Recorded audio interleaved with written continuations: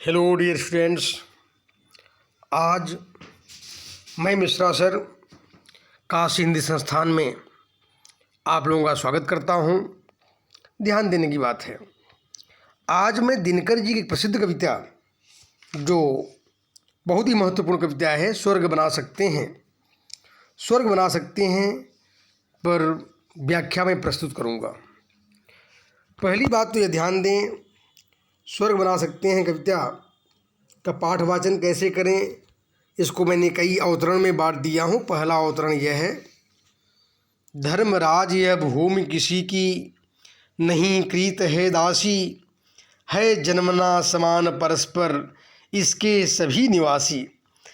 सबको मुक्त प्रकाश चाहिए, सबको मुक्त समीरण, बाधा रहित विकास मुक्त आशंकाओं से जीवन। बहुत ही महत्वपूर्ण कविता है बच्चों, बहुत ही। और ध्यान दें, इस कविता में कुछ कठिन वर्ड आप सुने होंगे, वैसे बहुत कठिन नहीं है, लेकिन फिर भी बच्चों को अगर लगता है तो मैं उन शब्दों का भी मीनिंग आप लोगों को बता दे रहा हूँ, शब्दार्थ। धर्मराज कौन है? युधिष्ठिर जी को धर्मराज कहते हैं बच्चों, जो पांडु के ज्येष्ठ पुत्र थे। यानी आप लोग अर्जुन, भीम और नकुल सहदेव का नाम सुने होंगे, उनके सबसे बड़े भाई धर्मराज युधिष्ठिर थे। कृत माने खरीदी हुई, मुक्त समीरण माने खुली हवा, स्वच्छंद वायु, आशंका माने भय। तो इस प्रकार से यानी ये कविता आप लोग जो हैं, अब पहला अवतरण सुने, अब मैं इसकी व्याख्या प्रस्तुत करने जा रहा हूँ।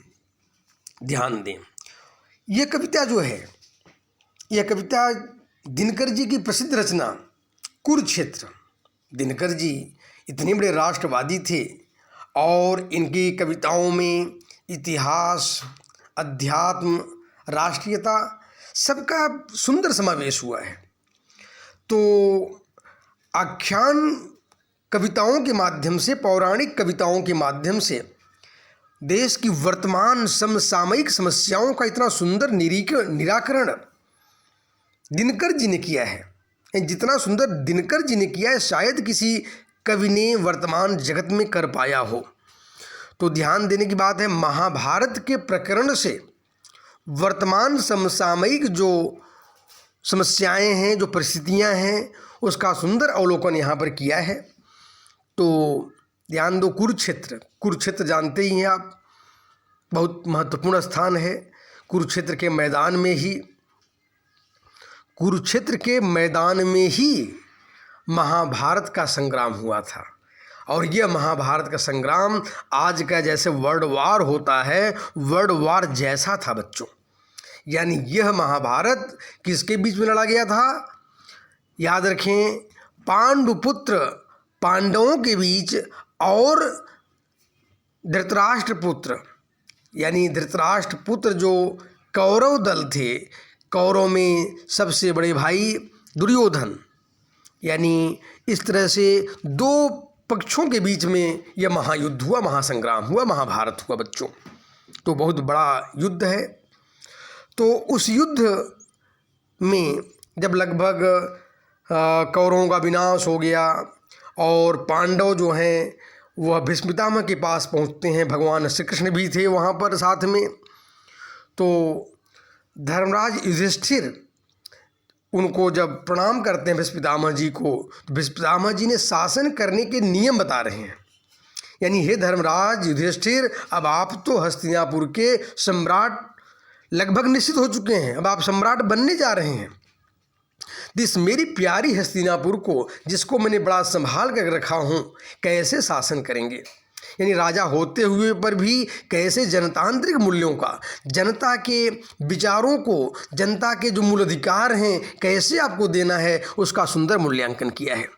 यानी एक प्रकार से बच्चों यह भी जान लो, भारतवर्ष प्राचीन काल से भले ही राजशाही सिस्टम रहा हो, लेकिन जनता ही महत्वपूर्ण आधारशिला था। यानी जनतांत्रिक व्यवस्था ही उस राजशाही व्यवस्था में भी कहीं न कहीं केंद्रित थी। बहुत सुंदर बातें यहाँ पर बता रहे हैं। कहते हैं, धर्मराज यह भूमि किसी की नहीं कृत है दासी। हे धर्मराज युधिष्ठिर, भीष्म पितामह जी समझा रहे हैं, ध्यान बच्चों, वह देवव्रत भीष्म पितामह क्या समझा रहे हैं? हे धर्मराज युधिष्ठिर, अब आप तो हस्तिनापुर के राजा बन जा रहे हैं। कभी भी राजा को घमंडी नहीं होना चाहिए। यह न सोचे राजा कभी भूल करके भी यहाँ का मालिक मैं हूँ। मालिक नहीं हो, सेवक हो, सेवक। यह सेवक समझो अपने आप को। क्या सुंदर बात भीष्म पितामह समझा रहे हैं कि धर्मराज, यह भूमि किसी की नहीं कृत है दासी। यानी हे धर्मराज युधिष्ठिर जी, आप समझ लीजिए हस्तिनापुर की गद्दी पर आप बैठने जा रहे हो, लेकिन एक बात यह हर समय अपने दिलो दिमाग में रखना कि आपकी खरीदी हुई नहीं है।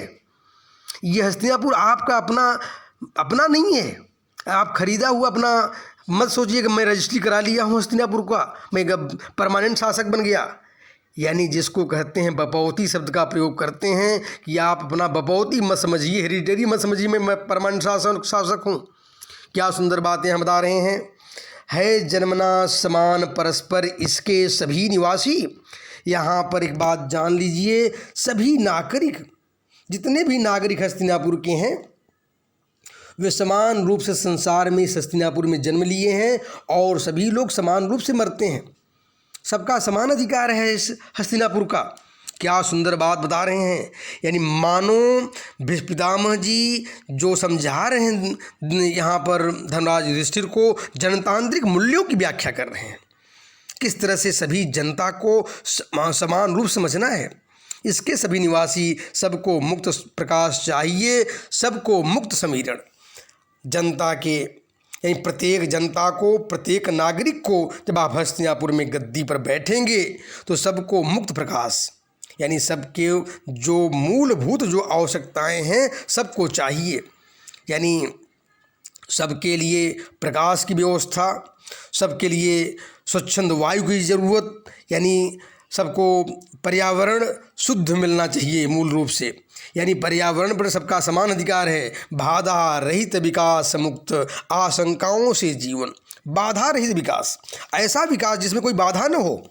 यानी जो भी हस्तिनापुर का यानी हस्तिनापुर शासन हो, जो भी व्यवस्थाएं लागू हों, सब तक पहुंचना चाहिए, हर जन जन तक पहुंचना चाहिए। यह नहीं कुछ वीआईपी लोगों तक ही सीमित हो जाए। ध्यान देने की बात है, इस कविता में मानो दिनकर जी ने भले ही पुरानी बातों का मूल्यांकन कर रहे हों, जैसे वर्तमान समसामयिक सरकारों को भी और जनता को भी सावधान किया कैसे शासन होना चाहिए, जनता का क्या अधिकार होना चाहिए।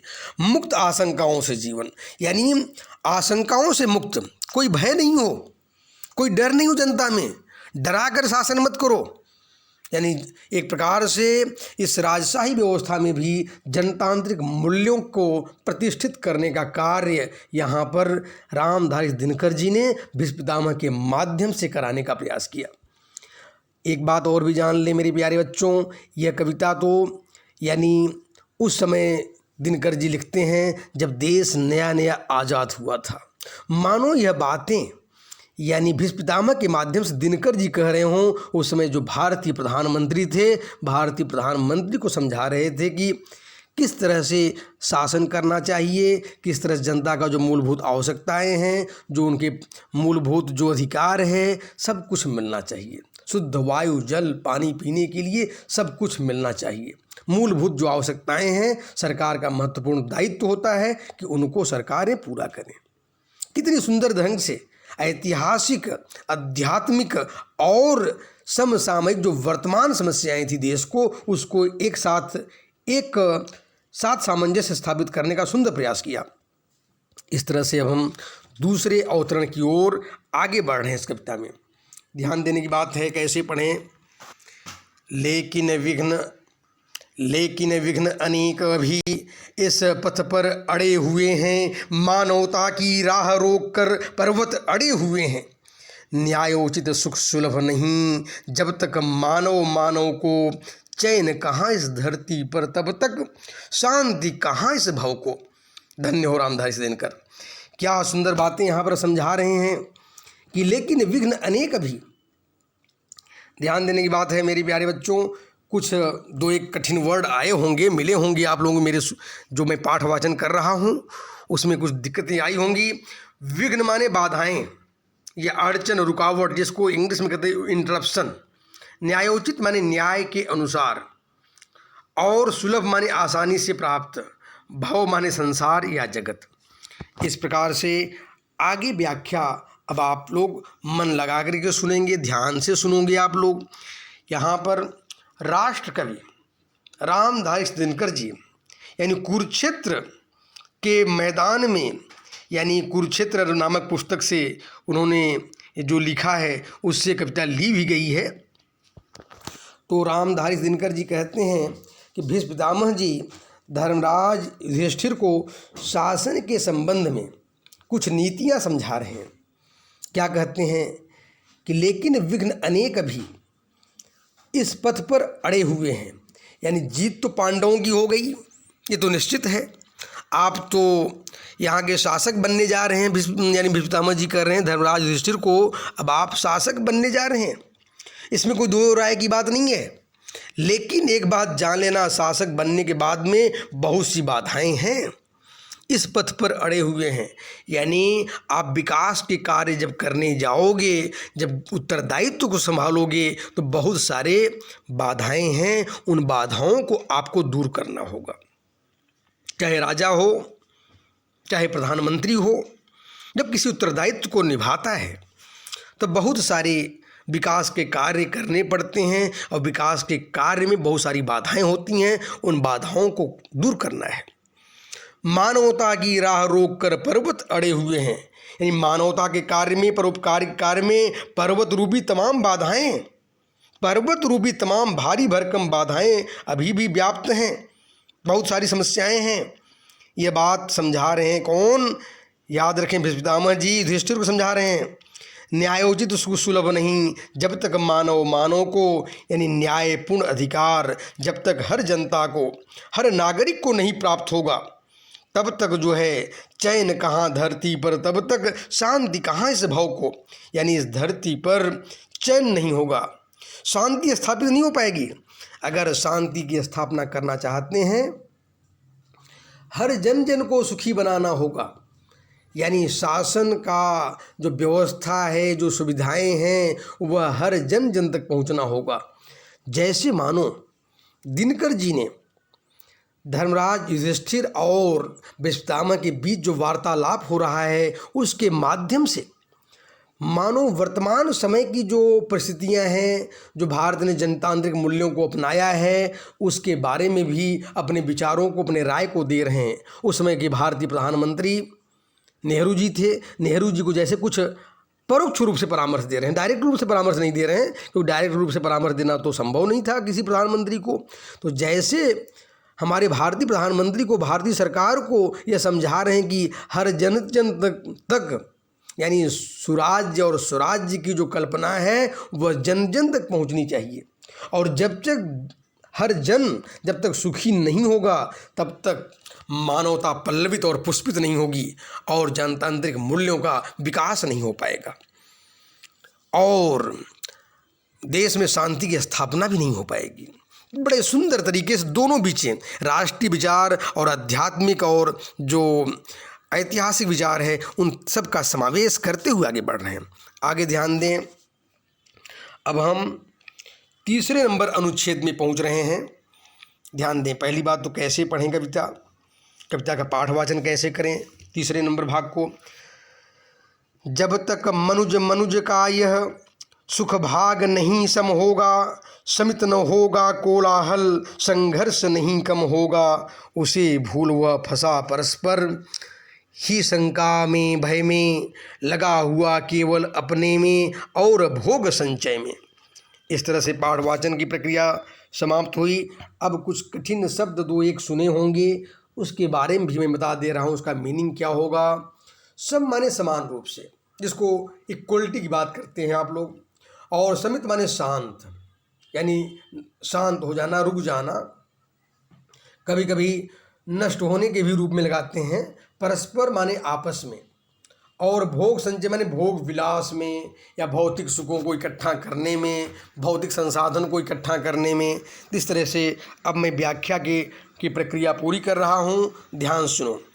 लेकिन विघ्न यह तो हो चुका दूसरा। तीसरा नंबर, जब तक मनुज का यह सुख भाग नहीं सम होगा। ध्यान देने की बात है, भीष्म पितामह जी धर्मराज युधिष्ठिर को हस्तिनापुर के शासन के संबंध में कुछ नीतियों बता रहे हैं। कितनी सुंदर नीति है, यानी कितना सुंदर मूल मंत्र उन्होंने समझा दिया कि हे धर्मराज, एक बात याद रखना। क्या? जब तक मनुज का यह सुख भाग नहीं सम होगा, हर मनुष्य में, यानी सुख भाग यानी जो प्लीजेंट, जो आनंददायक जो सुविधाएं हैं, वह सुविधाएं सब जन जन तक मिलना चाहिए। राइट टू इक्वलिटी होना चाहिए, साधनों में बराबर वितरण होना चाहिए। अगर रिसोर्सेज, जो फंडामेंटल रिसोर्सेज हैं, मूलभूत जो नीड्स हैं, यानी फंडामेंटल जो नीड्स हैं, जब तक हर जन तक नहीं पहुंचेगा, प्रत्येक लोगों तक समान रूप से नहीं पहुंचेगा, तब तक विकास नहीं हो पाएगा। और एक बात, समित न होगा कोलाहल, संघर्ष नहीं कम होगा। जो आज़ादी के लिए जो संघर्ष चला था, वह संघर्ष नहीं रुकेगा। यानी एक बहुत सुंदर बात इन्होंने बताई कि समित न होगा कोलाहल, कोलाहल शांति नहीं होगी। जगह जगह यानी लोग अपने अधिकारों के लिए संघर्ष करेंगे, संघर्ष बिल्कुल नहीं कम होगा। यहाँ तक कि सरकार के खिलाफ, शासन के खिलाफ में भी लोग खड़े हो जाएंगे। इसलिए अगर आप ये समझ लो शासन खिलाफ लोग न खड़े हों, तो निश्चित रूप से वह सुविधाएं हर मनुष्य तक पहुँचाना होगा। उसे भूल वह फंसा परस्पर। लेकिन आजकल बड़ी चिंता की बात है कि हर आदमी, चाहे सरकारी तंत्र में मिला हुआ हो, चाहे वह प्रशासनिक तंत्र में मिला हुआ हो, हर आदमी भोग विलास में मस्त है। यानी लोग अपने उत्तरदायित्व को भूल गए हैं। तो यह बात, बहुत बड़ी बात पितामह जी समझा रहे हैं युधिष्ठिर को, कहीं भोग विलास में मस्त मत हो जाना। जब कोई राजा हो, चाहे वो प्रधानमंत्री हो, कोई भी हो, जो शासन प्रशासन से जुड़ा हुआ है, जिस दिन भोग विलास मस्त हो जाएगा, समझ लो विनाश की प्रक्रिया शुरू हो जाएगी। ही शंका में भय में लगा हुआ केवल अपने और भोग संचय में। सभी लोग ध्यान दें, हर मनुष्य जो है एक ही भूल में वह लगा हुआ है और शंकाओं में सब लोग भय में। भाई जब आदमी भ्रष्टाचारी होगा, अन्यायी होगा, गलत कार्य करेगा, उसी को वही शंका में रहेगा और भय में रहेगा। जब राजा निष्पक्ष होगा, जब राजा प्रभावशाली होगा, न्यायी होगा और भ्रष्टाचारी नहीं होगा, तो उसे किसी प्रकार की शंका और भय से वो ग्रसित नहीं होगा। एक बात याद रखें। लेकिन कुछ लोग जो हैं लगा हुआ केवल अपने में और भोग संचय में। कुछ शासक ऐसे होते हैं, कुछ प्रशासक ऐसे होते हैं कि केवल अपने भोग विलास में मस्त रहते हैं। जनता कहाँ पर है, उनकी समस्याएं क्या हैं, उनसे कोई मतलब नहीं रखता है। यह उचित नहीं है। इस प्रकार से दिनकर जी ने जैसे मानो एक तरफ तो पौराणिक व्याख्यान को प्रस्तुत किया, भीष्म पितामह और धर्मराज युधिष्ठिर के बीच शासन संबंधी नीतियों को मूल्यांकित किया, तो दूसरी ओर राष्ट्र कवि रामधारी दिनकर जी जैसे वर्तमान समय की समसामयिक जो सरकार थी, हमारे उस समय भारतीय प्रधानमंत्री नेहरू जी थे, नेहरू जी को जैसे आगाह किया, सावधान किया, शासन संबंधी मूल मंत्रों को बताया, कैसे शासन करना है। यानी कहीं भोग विलास में मस्त मत हो जाना, भोग विलास में अपने तक साधनों केंद्रित मत कर लेना। कुछ लोग ही केवल शासन की सारी सुविधाओं को प्राप्त न कर लें। इसी पर एक और कविता बड़ी सुंदर लिखी थी दिनकर जी ने, मुझे याद आ गई। उन्होंने बड़ा सुंदर लिखा, यानी बोल दिल्ली तू क्या कहती है, तू रानी बन गई वेदना जनता क्यों सहती हो, जनता क्यों सहती है, सबकी भाग्य दबा रखी हो तुमने अपने कर में। यानी हे दिल्ली, पूरा साधन संसाधन तुमने अपने हाथों में केवल केंद्रित कर ली हो। पूरे देश के निवासी सारे भोग विलासों को नहीं प्राप्त कर पा रहे हैं, सारे संसाधनों को नहीं प्राप्त कर पा रहे हैं। केवल सारी सुविधाओं को मात्र कुछ लोग, दिल्ली में बैठे हुए लोग ही सारे संसाधनों का मजा ले रहे हैं। इसलिए दिनकर जी ने उस समय की सरकारों को भी जैसे सावधान किया हो, बड़ा सुंदर दिनकर जी ने लिखा है। आगे ध्यान दें बच्चों, मेरे पाठक वर्ग जो हिंदी संस्थान से जुड़े हुए हैं वे सभी लोग ध्यान दें। अब मैं चौथा जो पद है, यानी पद माने जो स्टेंजा है, अवतरण है, उसकी व्याख्या प्रस्तुत करूंगा। इस कविता का अंतिम अवतरण है, ध्यान दो। पहले कैसे पढ़ें, पाठ वाचन में कर रहा हूँ। प्रभु के दिए हुए सुख इतने, है विकीर्ण धरती पर, भोग सकें जो उन्हें जगत में, कहाँ अभी इतने नर। सब हो सकते तुष्ट एक सा, सब सुख पा सकते हैं, चाहे तो पल में इस धरती को स्वर्ग बना सकते हैं। क्या सुंदर मूल मंत्र मानो दिनकर जी ने दिया है बच्चों। अब मैं कुछ जो आप लोग दो एक कठिन वर्ड पाए हैं, शब्द पाए हैं, उसका शब्दार्थ भी मैं बता दूंगा आप लोगों को। विकीर्ण माने फैला हुआ, तुष्ट माने संतुष्ट, सेटिस्फाइड। तो अब व्याख्या भी मैं कर दूंगा आप लोगों को, ध्यान दो।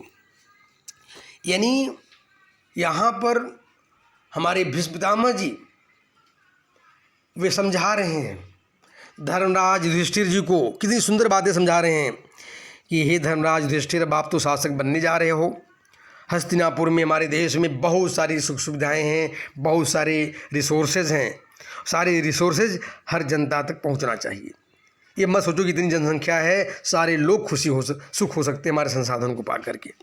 कहते हैं प्रभु ने, यानी हमारे परमात्मा ने बहुत सारे सुख दिए हैं। है विकीर्ण धरती पर, इस धरती पर चारों तरफ सुख सुविधाओं को परमात्मा ने बिखेर दिया है। हाँ, जो लोग मेहनती हैं, जो लोग परिश्रमी हैं, जिनके बाहुबलों में शक्ति है, वह सारे संसाधनों को प्राप्त कर सकते हैं, सारे सुख सुविधाओं को प्राप्त कर सकते हैं। कहते हैं भोग सके जो उन्हें जगत में, यानी जो भोग सकता है इस संसार में, इस जगत में, कहाँ इतने नारी नर, यानी अभी इतने नर नहीं हैं, उस समय जनसंख्या भी कम थी। कहते हैं इतने नर नहीं हैं, इतने लोग नहीं हैं, और आराम से हम सारे संसाधनों का, सारे रिसोर्सेज को हर जन जन तक पहुंचा सकते हैं, हर सुविधाओं को जन जन तक पहुंचा सकते हैं। ये बात भीष्म पितामह जी धर्मराज युधिष्ठिर को समझा रहे हैं। सब हो सकते तुष्ट एक सा, सब सुख पा सकते हैं। पूरी हस्तिनापुर, पूरे देशवासी एक प्रकार से इतने संसाधन हैं कि सबका पेट भरा जा सकता है, सबको सुख सुविधाओं प्रदान किया जा सकता है। सभी देश में सभी पूरे विकास कर सकते हैं हमारे इस देश में। चाहे तो अगर राजा ईमानदार होगा और राजा अपने सही नीतियों को लागू करेगा तो निश्चित रूप से, और देश के निवासी भी मेहनती हो जाएं, देश के निवासी भी, नागरिक भी अगर परिश्रमी हो जाएं और मेहनती हो जाएं और इस धरती में से सोने को निकालने की शक्ति अगर अपने बाहुबलों में रखें तो निश्चित रूप से मेरे देशवासियों, चाहे तो पल में इस धरती को स्वर्ग बना सकते हैं। तो निश्चित रूप से एक पल में हमारी धरती जो है स्वर्ग बन सकती है। कितना सुंदर उन्होंने इसमें मूल मंत्र देने का प्रयास किया। भीष्म पितामह जी ने किसको, यहाँ पर धर्मराज युधिष्ठिर को समझाया। उसी प्रकार से मैं बार बार आप लोगों को समझा रहा हूँ कि कवि का भले चाहे आध्यात्मिक चाहे ऐतिहासिक कविता कुछ भी लिखते हों, लेकिन उसके माध्यम से कहीं पर तीर तो कहीं पर निशाना, यानी कहीं पर उनका लक्ष्य और भी होता है। तो दिनकर जी का भी लक्ष्य यहाँ पर विशेष रूप से, हमारी जब देश को आज़ादी मिली थी, संसाधनों की कमी थी, तो जनसंख्या वाकई कम थी हमारे देश के उस समय। खैर अभी अगर दिनकर जी होते तो यह नहीं कहते कि अभी बहुत कम जनसंख्या है, कहाँ अभी इतने नर, यानी अभी तो जनसंख्या पूरे देश में चाइना को भी टक्कर दे रहा है। बहुत जल्दी से जल्दी उसके बराबरी क्या, उससे आगे ठीक से काउंटिंग हो तो उससे आगे निकल गया होगा। तो ध्यान देने की बात है। यहाँ पर दिनकर जी ने हमारे भारतीय प्रधानमंत्री नेहरू जी को भी समझा रहे हैं कि ठीक से अगर व्यवस्थाएं लागू हों और सारे संसाधनों को पूरे, यानी धरती पर और पूरी जनता में अगर प्रदान किया जाए तो पूरी जनता हमारी संतुष्ट हो सकती है। और जनता अगर मेहनती और इसको कर्मण्यवादी बनाए, जनता को उद्यमी बनाए, परिश्रमी बनाए, तो निश्चित हमारा यह देश पल मात्र में स्वर्ग बन सकता है। और स्वर्ग यहीं पर है जहाँ की जनता ईमानदार हो जाए और जहाँ का प्रशासक वर्ग, शासक ईमानदार हो जाए, तो निश्चित रूप से स्वर्ग का सुख इस देश में विराजमान हो जाएगा। आज मैंने इस कविता की व्याख्या आप लोगों को पहुंचा दिया हूं, समझा दिया हूं। बहुत बच्चों की काफ़ी दिनों से डिमांड आ रही थी कि सर कविताओं की व्याख्या जल्दी जल्दी किया जाए, तो ठीक है, ये कविता समाप्त हो गई बच्चों। तो आप इस लोक कविता का आनंद स्वयं लें और परोपकाराय सताम विभूतयः, जो आपके मित्र हों, सब जगह तक इसकी यानी आप लोग पहुंचाएं, इसको लाइक करें, शेयर करें और बड़े पैमाने पर इसको आप लोग सुनने के बाद में वह करें, प्रचार प्रसार इसका आप लोग करें। और ये आप लोगों का ड्यूटी भी है, उत्तरदायित्व भी है। काशी हिंदी संस्थान में जुड़ने के बाद में काशी हिंदी संस्थान का प्रचार करना हर भारतीयों का परम कर्तव्य है और हर छात्रों का परम कर्तव्य है। धन्यवाद।